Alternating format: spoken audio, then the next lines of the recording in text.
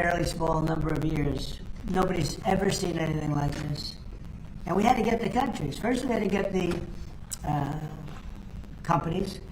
And the companies were pretty good, but they knew I couldn't get the countries. So they didn't care that much. I think when we got the countries, I think they said, what's going on? And yet, they've done fine. They do more business, and they do it from, they made it up in volume, right? They made it up in volume, as the old story went. There are many other ways our administration is supporting moms and women. We passed the largest working family tax cuts in American history. By far, we passed the largest tax cuts, not only for women, for everybody, but for women. So many working women, we passed the largest tax cuts in history. We also made a historic investment in rural health with $50 billion distributed across all 50 states, and that gives each state a lot of money. Over the next 5 years, $10 billion has already been distributed, and you see the results all over the rural part of the United States, which I'm proud to say I won by about 80% of the vote. And many states are investing in improving maternal health care. Every Democrat in Congress voted against this historic funding. The Democrats, well, they suffer from Trump derangement syndrome, to be honest. They don't even know what they're looking at. They can't even see straight. But I have a new way out.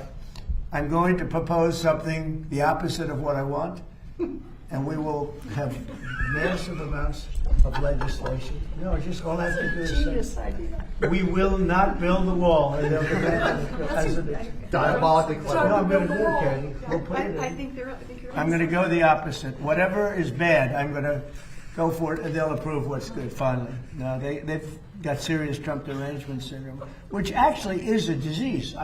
I'm hearing it is actually a disease. It's an honor. Today, we're also enacting groundbreaking child care reforms to improve federal child care programs, including Head Start and Child Care Development Fund that goes to each state. It's big stuff. These reforms will give states more flexible, lower costs, increase options, and empower parents to choose what care works best for them. There's a lot of options that you're going to have. Under this plan, you have, I think, pretty much maximum options. And that's what we're looking for, maximum options at the lowest cost. And you've got a cost that if you were here a year ago, or if you were here like during the last administration, you're talking about a cost that would be 8 to 10 times more expensive than what we're doing. And same exact prescription, same exact medicine, same care at 10%. It'll also free up child care funding for hundreds of thousands of additional children and support stay-at-home parents. In recognition of this ambitious agenda to support American mothers, today we're announcing a new website that is online right now. It's moms.gov. Moms.gov. You couldn't have put that in the Trump deal. You had to give me a new one. Competition. This guy, he wants to make me work so hard. So explain moms.gov, would you please, Dr. Raz? Well, we're going to have a whole discussion about it, sir, a little bit later. If we could, we want Katie to speak a bit about the first issue you mentioned.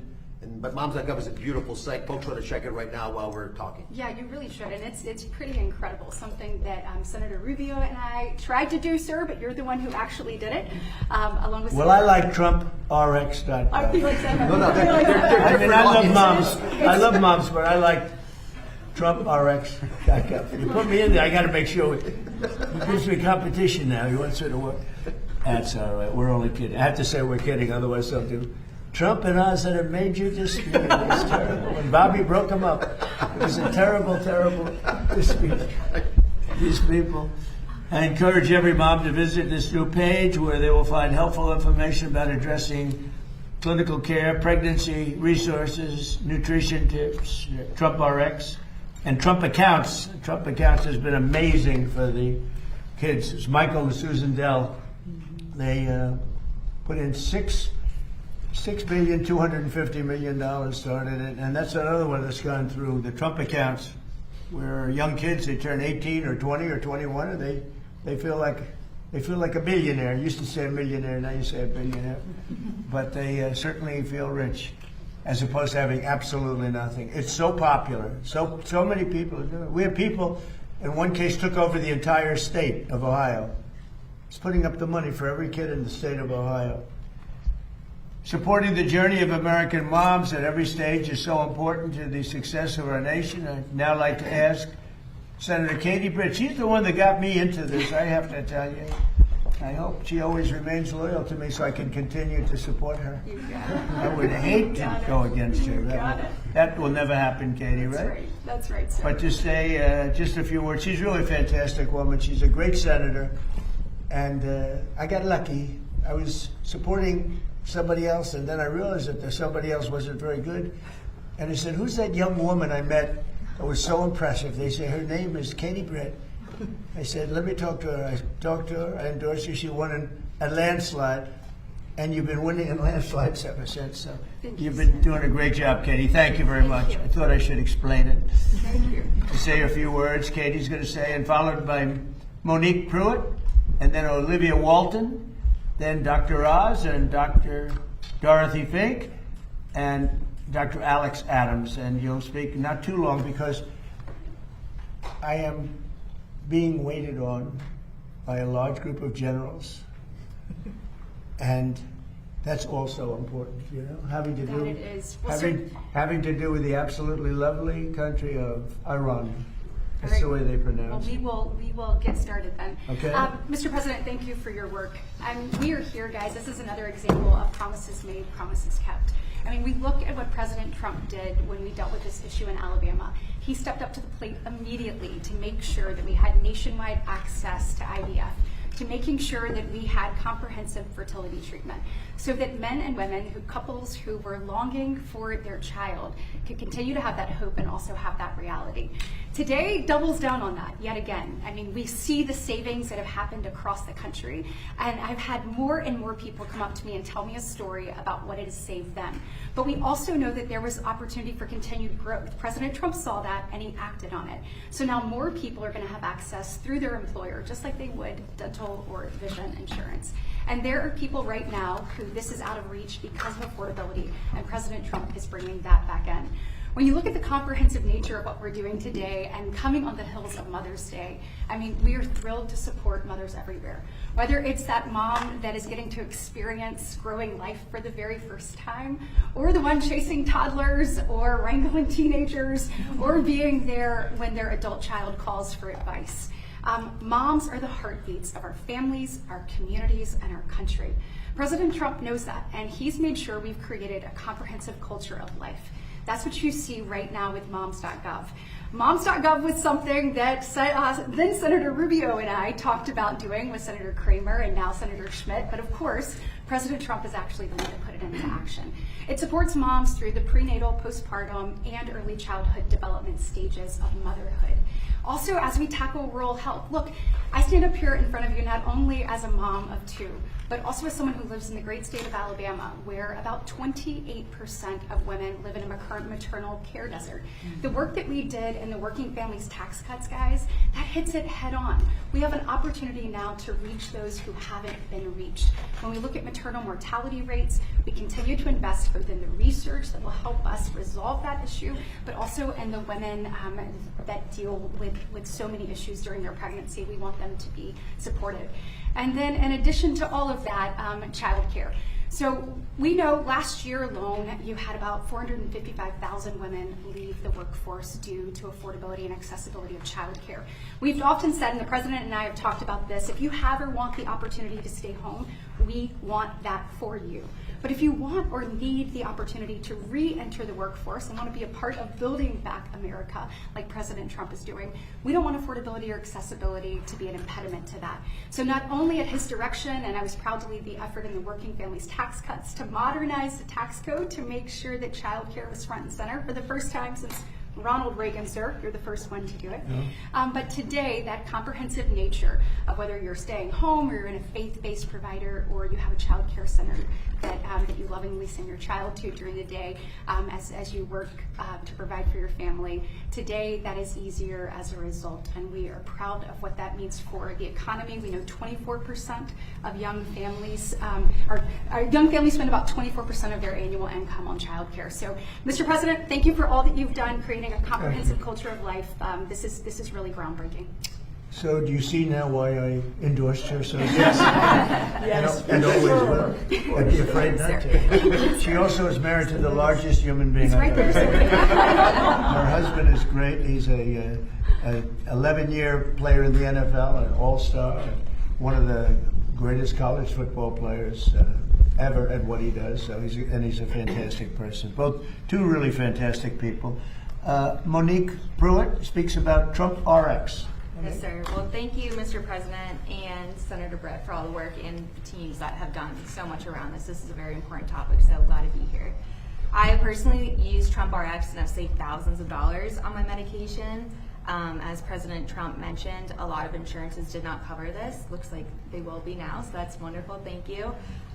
Even so, some don't cover the medication portion. That can be a separate pharmaceutical cost. So Trump RX has brought a lot of the prices of medications down. For me personally, Gonal F has been one of the main medicines that people use for egg retrievals, and that I cannot find it anywhere on any other website or for cheaper. So thank you so much to you guys for doing all the work. We really appreciate it from the IVF community. It's been amazing, hasn't it? The difference in cost. It's just incredible. I mean, you're talking about something where it goes down 5, 6, 7 times. And I tell the story often. I was so proud. My first term, 1/8 of 1%. I reduced drug costs during my 3rd year. 1/8 of 1%. And that's the first time in 28 years that prices went down. That's right. And I was so proud. I had a news conference remember that? I was there, yes. Ladies, and I'd like to just say that prices have gone down 1/8 of 1%, which is the first time in 28 years that prices have gone down for prescription drug prices and other. I was so proud of that. And now I reduced them by 500%. Perhaps that's experience. I always knew that, we were being just absolutely decimated, but, I was hunted. I was the hunter now. I was the hunted then, and I had to devote a lot of time to that. Otherwise, I wouldn't have been too effective. Yeah. If I was out of office, I wouldn't have been. I was hunted by some very bad people. Now I'm the hunter. It's much better when you're the hunter, but these are bad people, and they'll give you no support at all, no matter how good it is. I mean, as an example, I don't know what the numbers are, but if we go to Congress to get something approved, which we get. But you can say that we're going to reduce drug prices by 80%, and we won't get one Democrat vote. I don't know how they get away with it. That's why we call them the Democrats. We have a new name. They're Democrats because they're dumb. They're dumb people, and they just can't do it. I've been waiting so long for them to change, but they just keep losing, and they're going to keep losing with their policies. But we reduce prices by 70-80%, and it's such a big deal. I'd like to ask Olivia Walton, who's here with her very handsome husband, Tom. Thank you, Tom, for being here. Thank you very much. And you're going to speak about maternal health care. Mr. President, I'm going to introduce Olivia, if you don't mind. Okay, good. Before we leave the last topic, it's the leader of EMD Serrano, which makes one of the most important fertility drugs is here. Just to remind you, because you've been giving different percentages, the Monique's price of getting a product is 1/10 of what it used to be. So 1/10, forget about percentages, that's an easy number to remember. And the fact that we were paying 10 times more for that same drug in America is embarrassing. It changed under the president, and presidents have known her for a long time, but it takes guts to take on important lobbies. So why didn't they get it done? Well, the main reason is they were intimidated. They're scared. Or incompetent. Or incompetent. But I've had plenty of conversations with the president when he says he doesn't care, he wants to do the right thing, and this is a good example. Absolutely. Excuse me, Katie Britt's husband's here. I just spotted this very large, handsome guy. That's a great guy. Okay, go ahead. So let me speak a little bit about the reality that 1 in 3 Americans are underbabied. What does underbabied mean? That means that you either don't have any children or you have less children than you would normally want to have. And to Katie's point, we have a crisis that's causing our fertility rate to drop below 1.5. The replacement rate is 2.1. So we're way below what we need just to even replace the people that we have in America. And one of the challenges is that rural America, where there's 60 million people, have a mortality rate, maternal mortality rate when they have babies, that's about 30% higher than if you live in an urban area. One of the ways the president wanted to address this was creating something in the Working Families Tax Cut legislation, which is, I think, the most ambitious, fantastic program ever written to help fix the healthcare system. The president saved Medicaid in the Working Families Tax Cut legislation. He also invested with Congress's help, and Senator Britton and her colleagues voted for this of the House, to put in $50 billion into rural health care. That's $10 billion a year for the next 5 years. All the money went out the door on time, and it's being used for incredibly beneficial advances to help Americans living in rural America have babies safely. Your zip code should not determine your mortality rate if you're having a baby. That is going to change. There's a great program in southern Alabama. They call it LA, Lower Alabama. I love that you know that. Yes, I've been there. And that is allowing us to use these new ultrasound probes now if you don't have an obstetrician in your county, because in many counties in LA, which is Lower Alabama, that is the case. We have states, and all the governors are embraced on this, investing a lot of money training more people to work in rural America, and we're also using telehealth tools. So you have big, sophisticated urban centers adopting smaller facilities and clinics so they can help moms deliver babies wherever they may live. You don't have to drive across state to get there. Now, as great as this all is, and as fantastic as it has been to have 50 governors, in this case, Mr. President, even the Democratic governors are on board. It's such a good offer. It's such a beautiful way of keeping your people healthy that everyone's embraced this program. We still can't do it by ourselves. We have to invest in the American people. We have to have governors and private sector partners that make this happen, as well as, and I hope the Secretary can speak to this in a moment, because MAHA is probably vital to this effort. You have to get moms healthy enough to do the most creative thing the universe knows, which is making babies. So Olivia, maybe you can take the message around the private sector involvement and how you and your family have gotten involved in this and led the way, and maybe we can talk about MAHA afterwards. Sure, I would love to. And first, thank you so much, Mr. President. Thank you, Dr. Oz, and thank you, Secretary Kennedy. Thank all of you for making maternal health really a national priority. It's an honor to be here today with all of you. This $50 billion in rural health funds, this really represents a transformative opportunity to invest in maternal health care. And in fact, it's what's given us the confidence to launch Healthy Moms, Healthy Babies America, which is our campaign. It is bipartisan. Dr. Oz is right. Democratic governors across the country are also very interested in doing this. We have a simple goal. We want to cut the U.S. maternal death rate in half in 5 years. That sounds audacious, but I am confident we can do it. I'm confident because we have the federal leadership, because President Trump wants to make America the best place to have a baby. I'm confident because we now have this $50 billion, money that's already going out to the states that we can actually leverage to pay for some of this. And I'm confident because honestly, we know how to fix this. The vast majority of infant and maternal death is preventable. We know the solutions. Maternal health is rural health. You heard the numbers from Dr. Oz. I'm here today as a mother from Arkansas. I have 3 young kids. I live in a very rural state, and I'm thrilled to say Governor Sanders is taking maternal health head on and has made some incredible progress. But in rural America, it is hard to have a baby right now. It is hard to get care. We have moms driving for hours to get to the OB. Most moms don't have the time to do that, and a lot of moms don't have the money to do that either. And then after they have the baby, they're not going back for any kind of checkup. For those of you who know, who've had a baby, what's the standard of care? They say, come back in 6 weeks. It's not a good idea. You all know how precarious those precious few weeks are. You need help sooner than that. And by the way, not all this care has to be done by an OB.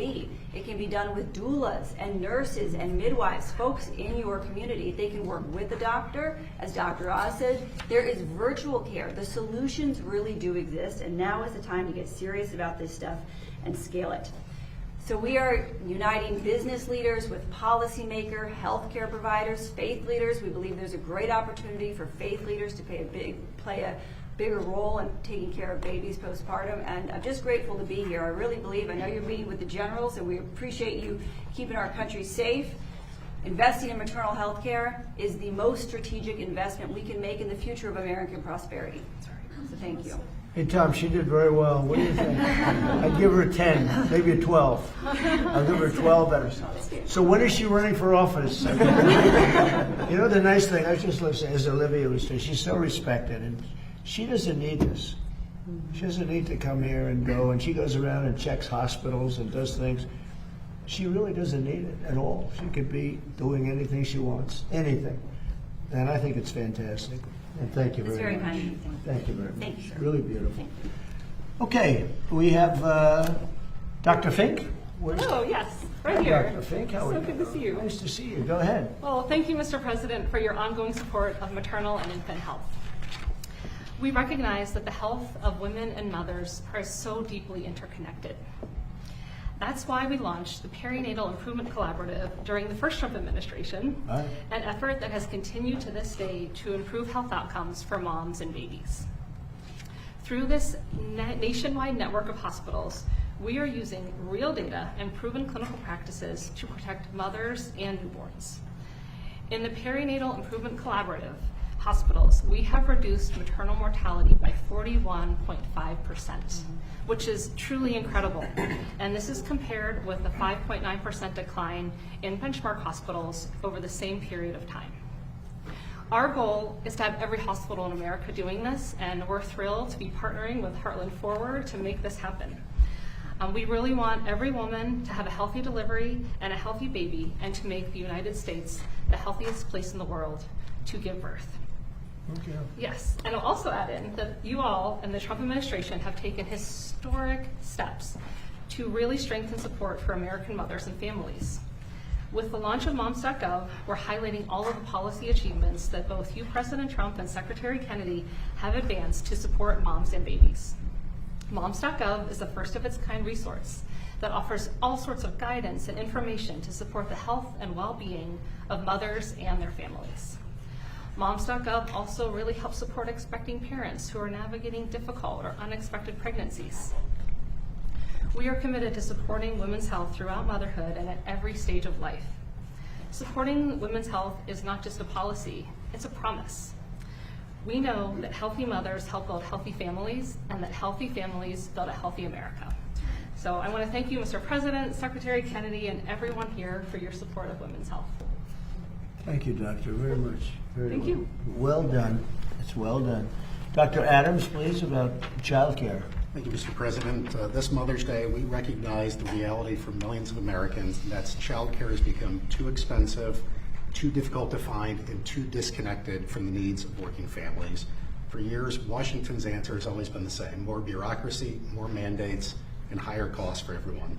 President Trump, you are taking a different approach. Under your leadership, we're advancing a child care reform package that puts parents back in charge. And we're going to do three primary things. First, we're restoring parental choice. That means bringing faith-based providers back to the table. And it means recognizing the vital role played by home-based providers, relatives, and parents who choose to stay home during the earliest years of their children's lives. Second, we are cutting unnecessary red tape that forced providers to close, limited access to care, and made it harder for working families to find the support they needed. We're moving away from one-size-fits-all federal mandates and instead empowering parents to meet their child's unique needs. And then third, we're strengthening accountability to ensure taxpayer dollars are protected from fraudsters. Under the Biden administration, they essentially backed the Brinks truck up to states and sent the security home. We think Americans deserve better. We will ensure that these funds go to families who truly need support. Our goal is simple: more affordable options, more providers, more choices for parents, and more accountability for taxpayers. Mr. President, your pro-family agenda recognizes a simple truth: strong families build a strong nation. And if I could just add on a personal note, Mr. President, I want to thank you for your leadership, and everybody up here for their leadership on fertility issues. My beautiful baby girl, Emerson, is a product of IVF, and I thank you for your leadership on that issue and sharing the joy of parenthood with many, many more American families. Thank you, sir. Well, thank you very much, Doctor. It's great to know. It's been really successful under this administration. And again, Katie, you were so helpful. Bobby, do you have something to say? Very, very briefly, Mr. President. I just wanted to stress what a huge win for the MAHA movement and for the pro-life movement Moms.gov is. It is one-stop shopping for IVF, for prenatal care, for postnatal care, for nutrition, for baby formula, and of course for Trump RX. We have, as Dr. Oz pointed out, a fertility crisis in this country right now. We just found out that we've dropped out of 1.57%. The replacement rate is 2.1. 100 years ago, we were at 3.27, so more than double what we are today. we are approaching the cataclysmic rates that Japan and China are now experiencing that is threatening their economy. It's a threat not only to our economy, to our national security, it's a direct threat to our Social Security Trust Fund, to the Medicare Trust Fund. President Trump has directed my agency to find out the cause of the fertility crisis, and that is part of this program. We're looking at the impact of metabolic challenges, which directly affect fertility, of obesity, which affects fertility, of endocrine disruptors, of pesticides, of this toxic soup that our young women are walking around today to try to figure it out. The fertility crisis for women began in 2007. For men in 1970, men had twice the sperm count as our teenagers do today. This is an existential crisis for our country. We had a series of presidents that were trying to discourage childbirth and motherhood in this country. We now have a president that is trying to encourage it, and I want to thank you again for your leadership. Thank you very much, Bobby. And there's another word, autism, that we're very much involved with. And I have my own ideas, but Oz and Bobby and everybody, they're really focused on it very hard. I think in a certain way, I would like you to look at the payment schedules, Bobby, because I think it's very skewed because of the payment schedules. You understand what I mean? Yes. We're bringing you some ideas. I think it Mr. has to President. be. I think it's crazy. I think that's what's happening. Can't pay more for that to a doctor. I mean, every person around is going to have autism. That's what's happening. So, because I really believe that that's very badly skewed. But more importantly, but I would like that done immediately. But more importantly, I think that some great progress has been made as to why, what is this thing that's happening all over the world, but here, what is it? What's going on? And there has to be something because it spiked so much over the last 10 years. It's spiked over the last 15 years. It's gone up many, many times. And I think it's a very important thing to mention. I mention it all the time, having to do with other subjects, and then I bring in autism. Anything having to do with medical, I always bring in autism. On another topic, we're looking very seriously at natural 7-OH and getting that approved, natural 7-OH. And we'll take a look at that very strongly. I think Oz and everybody were looking to see if we can do something there. A lot of people are asking for it. And thank you very much for the work on that. And with that, do you have any questions? Mr. President, you mentioned in your rugby meeting with the generals on Iran, you rejected a deal from Iran over the weekend. Can you tell us anything about that proposal and what, if any, effort was made to break this deal? Yeah, it was just unacceptable. A lot of people said, well, does he have a plan? Yeah, of course they do have the best plan ever. I mean, Iran has been defeated militarily, totally. They have a little left. They probably built up during this period of time. We'll knock that out in about a day. But I have a plan. It is a very simple plan. I don't know why you don't say it like it is. Iran cannot have a nuclear weapon. They're very dangerous. They're very volatile. It's a terrible thing that's happened over there. They've killed 42,000 people in the last 2 months. 42,000. At least that's what we know of. 42,000 people. They killed numerous people over the last week, but they killed 42,000 people a month and a half ago. They were unarmed protesters, not at all violent protesters, and they started taking them out, shooting them. So we're not going to let them. That's the plan. People say, what's the plan? The plan is very simple. The blockade, first of all, was a part of military genius, just like Venezuela was military genius. We have the greatest military in the world by far, and we're stocked up with great ammunition. We have much better stuff than we did 2 months ago when we first did the attack, which knocked them for a loop. But very simple, Iran cannot have a nuclear weapon. They can't have it.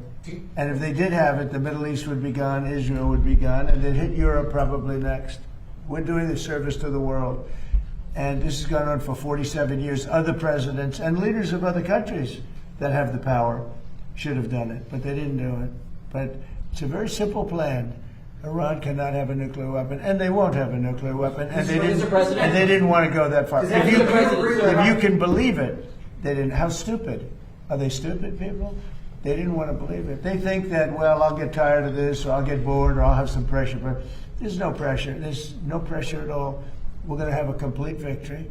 We've already, in theory, had a complete victory from the military standpoint. The military, look, their Navy is dead. They had 159 ships. Right now they have 0, other than the little speedboats that go around that got taken out 8 a day by us. They have no Air Force.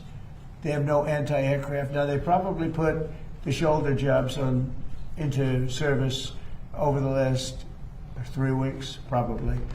But essentially, they have no anti-aircraft. They have no radar. And frankly, their leaders have been killed at the first level, second level, and half at the third level. And then they come back and they want to negotiate, and they give us it's a stupid proposal. And nobody would take it, although Obama would have taken it, Biden would have taken it. What they took was far worse. So we stopped them twice. We stopped them when I terminated the worst deal probably ever made in the history of our country in terms of defense. That was the Iran nuclear deal penned by Barack Hussein Obama. That would have given Iran a nuclear weapon within a year. They would have had it years ago. I terminated that in my first term. And then when that beautiful plane right there hit them hard, we really hit them hard. And they told me, I want to just tell you this because they like to say, oh, well, maybe it wasn't that hard a hit. Iran told me very strongly, because they intend to give us the nuclear dust, as I call it. It's easier than talking about other terms because it's a term everyone knows. But the nuclear dust, which is what we hit, they told me, number one, you're getting it, but you're going to have to take it out because the site was so obliterated that there's only 1 or 2 countries in the world that could get it. It's so deep and got hit so hard that there's no way they have the equipment to move it. You and China are the only 2 countries in the world that could take it out. So we talked about it, and they said, you'll have to take it out because we don't have the capability of doing it. So for those people that like to say that those great pilots in those great planes, well, we just ordered 22 more of them, new and improved, that those great pilots didn't do their job. They did their job. At 1 o'clock in the morning with no moon, no light, no nothing, every single bomb hit its targets. And then, as you know, we shot some incredible things that nobody else has. Nobody has a military like we have. We shot the Tomahawks from a submarine 200 miles away, and that went on top of it. But every one of those, including the Tomahawks, every one of those weapons and shots hit perfectly. And they said to me, just to put it on the record, they said to me, there are only 2 countries in the entire world that could ever get that stuff out of there because we don't have the equipment and nobody else. They said China and the United States. So I just want to let you know, those pilots did an unbelievable job, very dangerous job at 1 o'clock in the morning. Think of it, no moon, no nothing. We had no light, purposely. And every single one of those bombs were right down an air chute in a granite mountain that exploded. And they are unable to get it, even if they wanted to. But we're not going to take a chance. So that's part of the deal. So, sir, you said that agreed to allow the removal of all their enriched uranium? Yeah. Well, they did it 2 days ago. They didn't, okay? They did 2 days ago. They said, you're going to have to take it. We were going to go with them. But they changed their mind because they didn't put it in the paper. So when they sent us this document that we waited 4 days for, that should have taken 10 minutes to do, look, very simple. We get that. They guarantee no nuclear weapons for a very long period of time, and a couple of other minor things, but they just can't get there. So they agree with us, and then they take it back. But they said to us that it was so badly obliterated, it was the word they actually used, that was my original word, then it got challenged by some of the fake news. And it wasn't challenged with any knowledge, it was just challenged like they were hoping that this wouldn't have been so successful. No, it was obliterated. We have the greatest military in the world. I built it largely in my first term, and I didn't know I'd be using it quite this much in my second term. But very simply, when they say, does he have a plan? Yeah, I have a plan.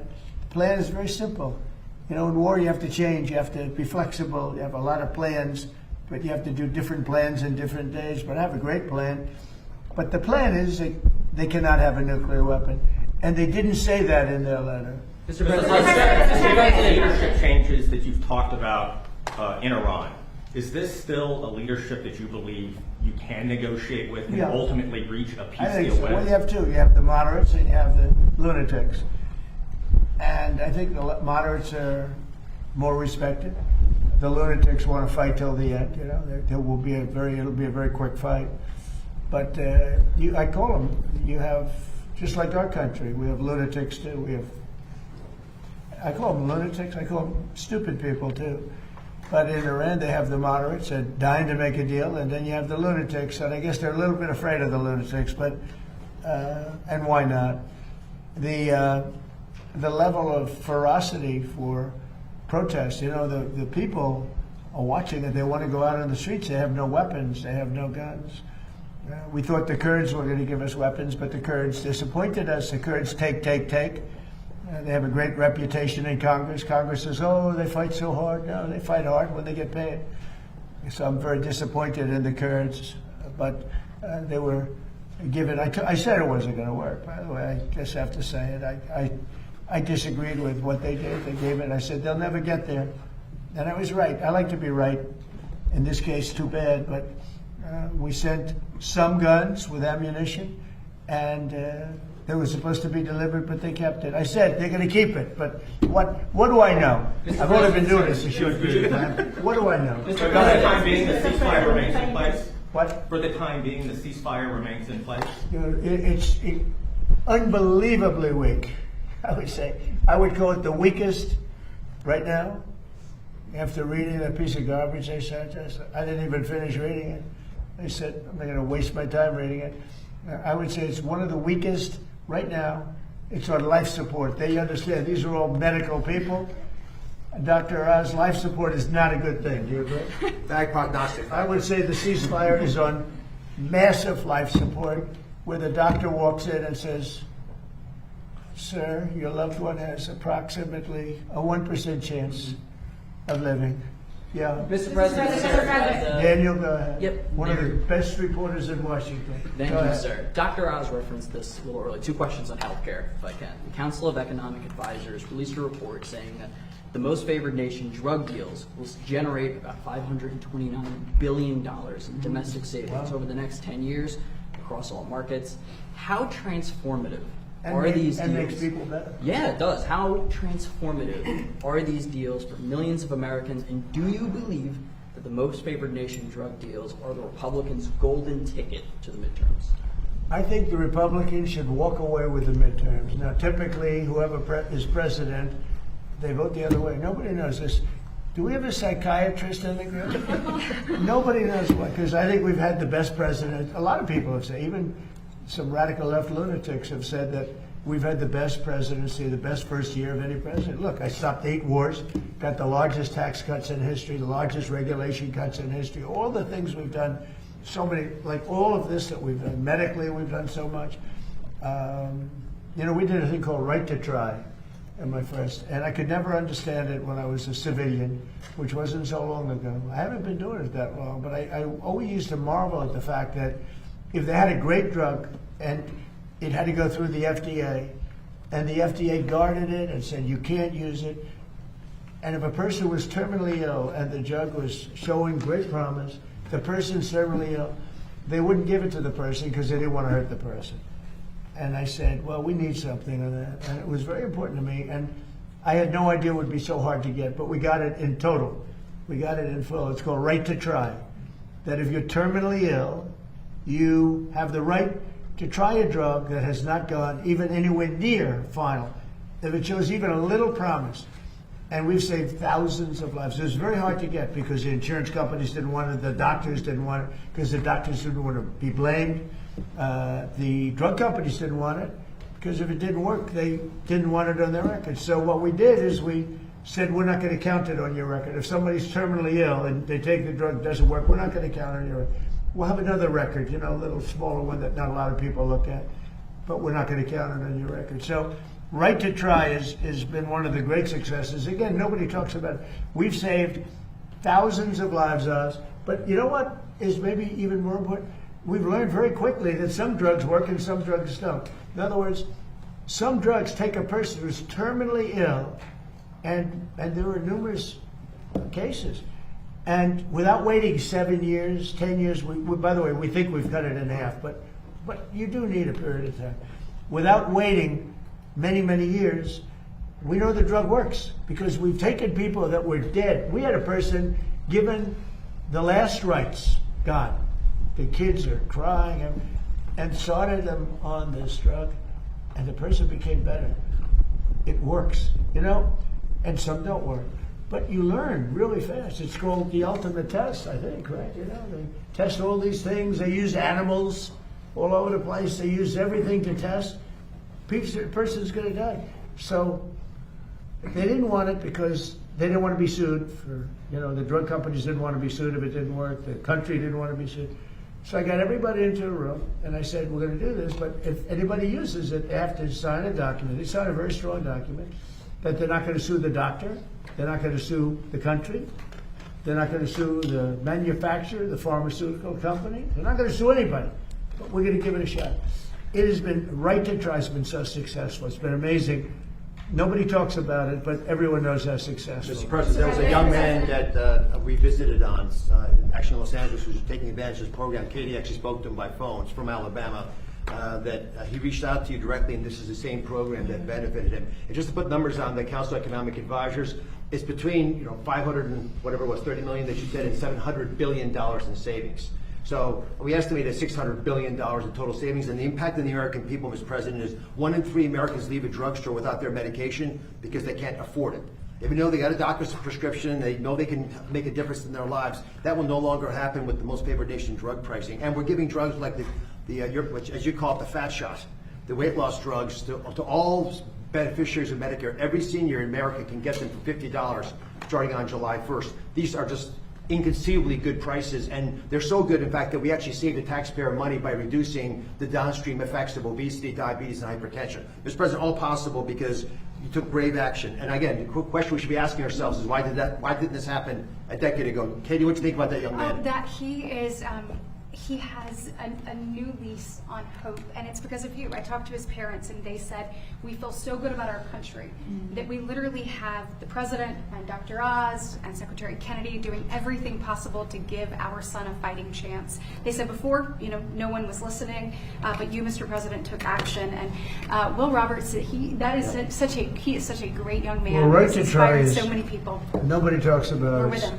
Thousands of people, but it's also like this incredible laboratory of people that they're finished, they're terminally ill, they're not going to live, and we weren't given, and this went on for years. This went on, Madam Secretary, you're doing such a good job with prices, agriculture. How's the beef doing? We got to get the beef down. We're working on it. It's the only thing, we got to get the beef down. But It's becoming more affordable. This was so incredible because. And I marveled at it for 30 years. I'd say, why? I'd have friends that were terminally ill. You'd meet people. They were really in bad shape. They weren't going to make it. And they couldn't get a drug that looked like it was going to work. They couldn't get it. They asked me to get it. You have contacts. Could you get it? You couldn't get it. You go to jail if you get it. And they were going to die. They'd die 3 weeks later, 4 weeks later. And we're saving a lot of people that were gone, that were terminally ill. And what we're doing is producing almost immediately. You can almost immediately approve these drugs. But it was very, look, legally it was a disaster because everybody would be sued. The problem is somebody would die, and then they blame the drug, and then the drug company gets sued, the doctors, the country gets sued. A member of the family goes crazy, and you're settling for millions of dollars because you killed somebody that was going to be dead in 2 weeks. So I did that, and I'm very proud of it. The other thing, doctor mentioned the fat drug. So think of it. $87 it would sell in London and $1,300 in New York for the exact same box made, I won't name the company, made by the same company in the same facility. $87 in London, $87 in Heidelberg, $87 in Paris, $1,370 in New York. And this went on for a long time. And I want to say, you know, he could be a famous guy. He's begging me not to release his name. He's a very highly neurotic, very fat, sort of a fat slob, I would call him. But he's a brilliant man. We know many of those people. He's a brilliant guy, actually. But he said, President, what the hell's going on here? He didn't need the money. He's rich as hell. But he just couldn't understand why he had to pay so little in London. He went to London, and he couldn't understand it. He said, this is crazy. And it actually motivated me in a certain way because he was very smart. He did a study. He actually sent his people, and he traced this medicine, and he found out it was the box here is the same box as he had in New York. It was made in the same plant, and it cost 10 times more here than it did in London. And that there are worse stories than that. And I said, that's it. It's over. We're going to do it. That got me really motivated. He's begging me not to release his name because he is a well-known person. And I so destroyed his reputation in terms of his physicality that he just doesn't want me. I said, you've had a big impact on medicine because you got to be better than any normal person could have, He said, no, I don't want to. Okay, yeah, please. But what do you hope to get out of the summit in China, and how much has the war in Iran changed the agenda? Look, I have a great relationship with President Xi. We're doing a lot of business, but it's smart business. We used to be taken advantage of for years with our previous presidents, and now we're doing great with China. We make a lot of money with China. I have a great relationship with President Xi, and I think you can see that with the fact that in Hormuz, they get a big percentage, 40% of their oil from Hormuz. There's been no ships coming in, no nasty ships coming in that we end up in skirmishes with. He'd like to see it get done. He doesn't want to see, I'll tell you what, look, I respect him a lot, and hopefully he respects me. He didn't respect our previous government, that I can tell you. The guy couldn't talk. It was ridiculous how that ever happened. Our country was hurt so badly the last 4 years. I say it all the time. It was the king of Saudi Arabia, but everybody says we were a dead country a year and a half ago, and now we're the hottest country anywhere in the world. And you know that better than anybody. You see that. Olivia sees that. You see it in the numbers. Look at the numbers. Look at the stock market. The stock market is now higher than it was when this war started. So I thought that would go down 20-25%. It was fine. I'm willing to say a terrible expression. Take a bullet. It's a terrible expression, especially when it's used by me. But I'm willing to take a bullet for the country. And I said, look, the stock market's going to go down, but we're going to have a threat of lunatics having a nuclear weapon. I deal with them. I say it to them. I say, you people are crazy. I deal with them. They talk differently. I say, you're crazy. You're crazy people. You're nuts. You're not having a nuclear weapon. They think they can talk me into it, and they don't do very well with it. But they know how I feel. They can't have a nuclear weapon. They would use it within an hour after getting it. If the Obama deal wasn't terminated by me, they would have had it 6 years ago. And they would have used it immediately on Israel and also the rest of the Middle East. You saw that when they started shooting rockets. Nobody thought Saudi Arabia and Qatar and UAE were going to get hit, or Kuwait, Bahrain. I think it was a tremendous strategic mistake, and they wasted those missiles. We have the Patriots that knocked them down every time. I told the story. We were shot at one of our great assets, happened to be a ship, great ship. 111 missiles going at very high rates of speed, sophisticated equipment. And that's all they did is build missiles, thousands of missiles. Who does this except for people that are looking for trouble? We had 111 shot at one of our ships over a very short period of time. Out of 111 missiles going at 3,000 miles an hour, all 111 missiles were knocked down into the ocean long prior to arriving at the target. And the coolest guys are the guys that do this. They're not brawn, they're brain. They sit there, missile shot. You got to see it happening. Missiles coming. They got like about 13 seconds to make a decision. It's not like, gee, let's figure it out. They make a wrong calculation. You know, you lose a lot of men, and a lot of $1 billion times 10 ships. So, but there's a level of coolness that missile shot meant they look,